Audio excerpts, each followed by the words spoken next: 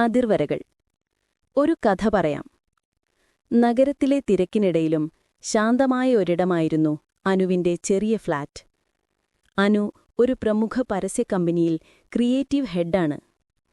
എല്ലാവരുമായി നല്ല ബന്ധം സൂക്ഷിക്കുമ്പോഴും അവൾക്ക് സ്വന്തമായൊരു ലോകമുണ്ടായിരുന്നു. അത് അവളുടെ അതിർവരകളായിരുന്നു. അനുവിന്റെ കൂട്ടുകാരിയായിരുന്നു മാലതി. ഒരുപാട് സ്നേഹമുള്ളവളാണ്. പക്ഷേ ഒരു പ്രശ്നമുണ്ട്. മാലതിക്ക് മറ്റുള്ളവരുടെ സൗകര്യങ്ങളെപ്പറ്റി ഒട്ടും ചിന്തിക്കാനറിയില്ല. അനുവിന്റെ വീട്ടിൽ വിളിക്കാതെ കയറിവരിക, അനുവിന്റെ സാധനങ്ങൾ ചോദിക്കാതെ എടുക്കുക, അവൾ തിരക്കിട്ട ജോലിയിലായിരിക്കുമ്പോൾ നീണ്ട ഫോൺ വിളികൾ ചെയ്യുക, ഇതൊക്കെ മാലതിയുടെ പതിവായിരുന്നു. ആദ്യമൊക്കെ അനു ഇതൊരു കാര്യമായി എടുത്തില്ല. സാരമില്ല, കൂട്ടുകാരിയല്ലേ എന്ന് അവൾ സ്വയം ആശ്വസിച്ചു. എന്നാൽ മാലതിയുടെ ഇടപെടലുകൾ കാരണം അനുവിന് അവളുടെ ജോലികളിൽ ശ്രദ്ധിക്കാൻ പറ്റാതായി. സ്വന്തമായി ഒരു നിമിഷം പോലും കിട്ടാതെയായി. ശനിയാഴ്ചകളിൽ അവൾ മനഃപൂർവ്വം മൊബൈൽ ഓഫ് ചെയ്ത് പുസ്തകങ്ങൾ വായിക്കാനും പുതിയ കാര്യങ്ങൾ പഠിക്കാനും സമയം കണ്ടെത്തിയിരുന്നതായിരുന്നു.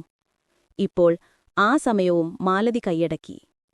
ഒരു ദിവസം പ്രധാനപ്പെട്ട ഒരു പ്രോജക്റ്റിന്റെ അവസാനഘട്ട ജോലിയിൽ മുഴുകിയിരിക്കുമ്പോൾ മാലതി അനുവിന്റെ ഫ്ളാറ്റിലേക്ക് വന്നു. കയ്യിൽ ഒരു വലിയ ഷോപ്പിംഗ് ബാഗും നിറയെ സംസാരവിഷയങ്ങളുമായിരുന്നു അവൾ.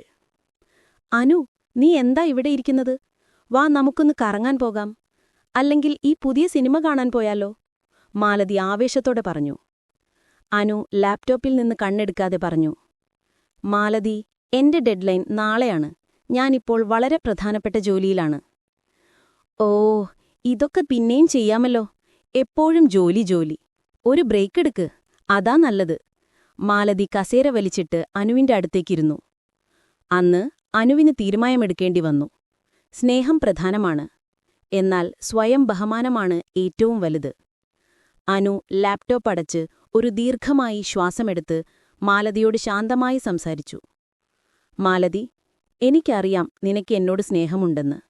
എനിക്കും അതുപോലെ തന്നെയാണ്. പക്ഷേ നമ്മൾ തമ്മിലുള്ള ബന്ധം സന്തോഷത്തോടെ മുന്നോട്ടു പോകണമെങ്കിൽ ചില കാര്യങ്ങൾ നീ മനസ്സിലാക്കണം.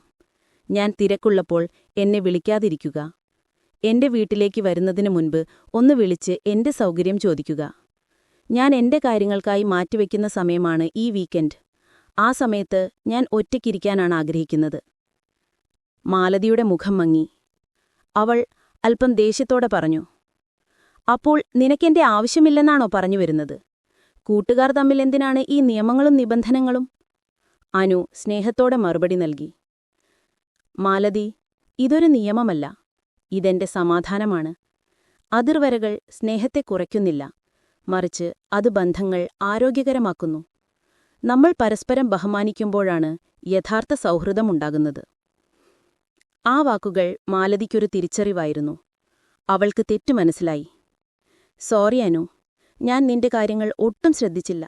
എന്റെ ഇഷ്ടങ്ങൾ മാത്രമാണ് ഞാൻ നോക്കിയത്, അവൾ പറഞ്ഞു. സാരമില്ല മാലതി, ഇപ്പോൾ മനസ്സിലായല്ലോ. നീ ഇപ്പോൾ പൊയ്ക്കോളൂ. നമുക്ക് അടുത്ത ആഴ്ച ഒരുമിച്ച് സിനിമ കാണാൻ പോകാം.